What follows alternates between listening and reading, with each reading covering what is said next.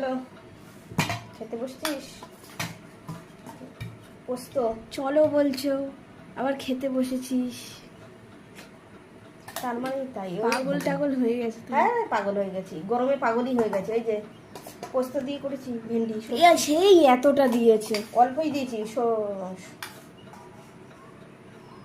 আজকে ভাল লাগে এমনি ভাল লাগেনি, ভাজা করিনি তো।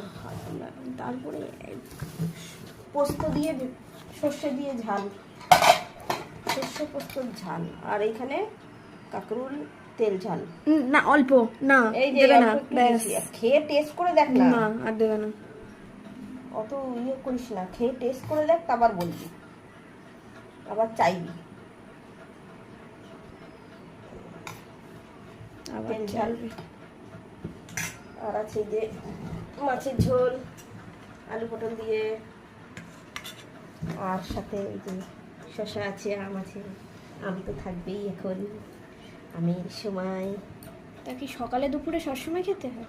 হ্যাঁ, যতদিন থাকবে ততদিন আমি সকালে দুপুরে রাতে সবসময় খাবো।